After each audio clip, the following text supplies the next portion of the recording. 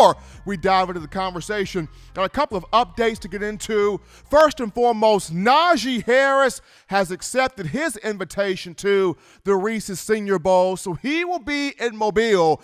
A lot of Alabama football alums will be at the venue on next week, January 30th. That being Mac Jones, Landon Dickerson, Alex Leatherwood, Devontae Smith, Deontay Cornbread Brown, and Thomas Fletcher. And now you can add one Najee Harris to that list of names. They're a young man who had a phenomenal career for the Crimson Tide. He's projected a first-round draft pick, but it's going to be awesome watching Najee in the Senior Bowl. Also, along with that, more names have declared for the NFL Draft when you discuss the Crimson Tide in terms of Joshua McMillan, Carl Tucker, Miller Forrestall, and one Landon Dickerson. All of these names have put themselves in the NFL Draft hat for the upcoming venue in April. And then last but not least, how about Alabama men's basketball? These guys on a roll. Number one in the SEC, 12-3 on the year, 7-0 in conference play. According to Joe Lenardi, the NCAA bracketologist, Alabama a 3 seed projected for the tournament. I mean, these guys are playing tremendous defense. The three ball is falling against LSU. It knocked the Tigers out of the Pete Mac, 105-75.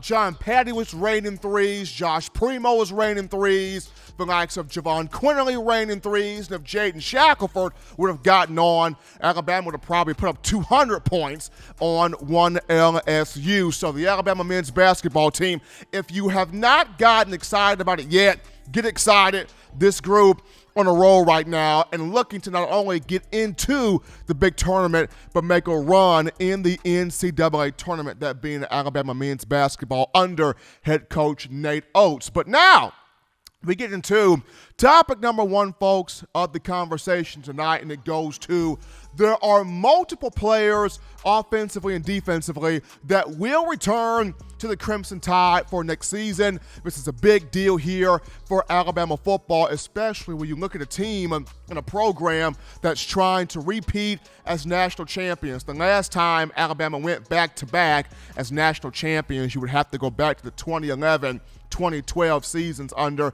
Coach Nick Saban. But multiple players have decided, hey, we're coming back, run the clip back, run the season back. We want another year of Crimson Tide football. Now, the last day to declare for the NFL Draft, for the draft-eligible players, and we're speaking on the true juniors, the redshirt juniors, and the redshirt sophomores, that was on January 18th, so that was on Monday. Monday was the last day for a lot of these draft-eligible players to put their name in the hat, but multiple guys returning. And defensively, we start off with the quartet of Phidarian Mathis, Christopher Allen, LeBrian Ray, and Josh Jobe. All four of these young men returning for another year with the Crimson Tide. Phidarian Mathis on the defensive line, Christopher Allen at outside linebacker, LeBrian Ray on the defensive line, and Josh Jobe in the secondary. And first and foremost for Phidarian Mathis, this is a big deal here. With Christian Barmore pursuing the draft, and you've got, a group that has a lot of talent on that front line, especially down the stretch of the 2020 season. The pass rush was really starting to come into its own and click and hit and gel well at the right time. And Mathis had a strong season this past campaign, but now coming back, he is going to be a leader. He is going to be an entrenched starter. He is going to be somebody that this team is going to look to for the energy, for the production, for the guidance to really have this defense playing at a high level come next fall. So having Phidarian Mathis back to work with DJ Dale, to work with Jamil Burrows, Tim Smith, and just so many other names lining up here on this defensive line. Really excited to see what Big Field Phidarian Mathis can do. Behind him, Christopher Allen.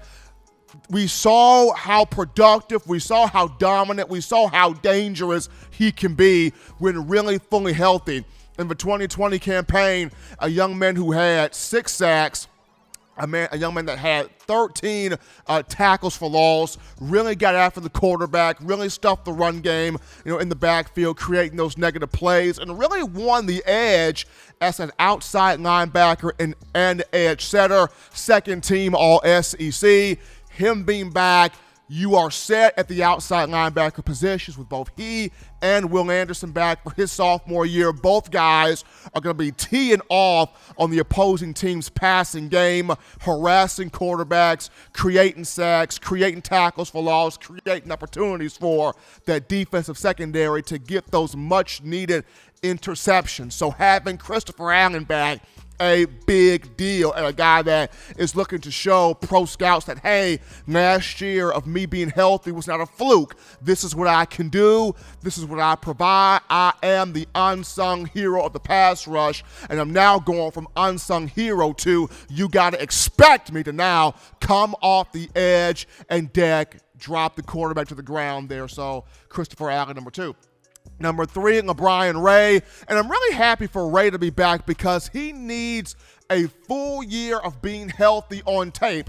When he's healthy, he's dynamic as a defensive end. He's a quick twitch guy. He's an edge rusher. He can get to the quarterback. He can stop the run. But the question for Ray has always been, can he get one season on tape where he is fully healthy, whether it has been a knee issue, an ankle issue, a foot issue, an elbow issue. He just has a case of the can't get rights in terms of being fully 100% healthy on the field. We have seen Coach Saban mention when LeBron Ray is healthy, this is a different Alabama team, a different Alabama defense, especially a different Alabama defensive front. So if he can get one season on tape where he's really fully healthy, it will go a long way for the Crimson Tide defensively and being a feared unit next fall, but more so than that, repeating as national champions. And then last but not least, Josh Jobe, a young man of whom he got better as a corner. He's gotten better. He's learned to play with emotion, but not be emotional. At times, the technique still needs to be cleaned up, gets called for defensive holdings, defensive pass interferences, things of that nature.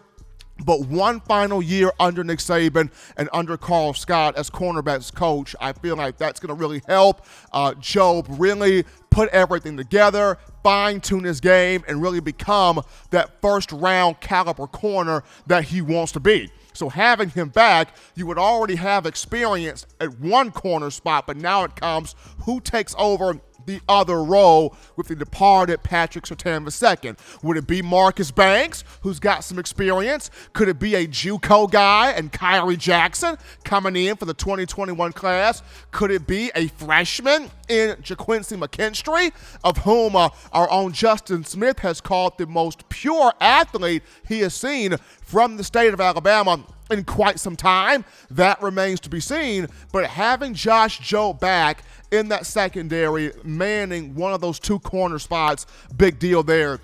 So those are your defensive players coming back. Offensively, you're going to have Brian Robinson and Chris Owens back. And this is huge for the offense. First and foremost, Chris Owens being back, you have a guy that's played everywhere on the offensive line, either at guard, center, tackle. He's even played some at tight end. And with him returning, you've got 3 entrenched starters in Owens, Emil Ekiyor, and Evan Neal. Now, who takes the other 2 spots at left guard and possibly right tackle? Left guard, I like Pierce Quick. Right tackle, it could very well be Javion Cohan. He is a dog, but a guy to watch is J.C. Latham to me, and I'll explain that more later on in the show. But having Chris Owens back and seeing how he fielded admirably for Landon Dickerson when he got hurt down the stretch in the SEC championship game against Florida, good to have Owens back.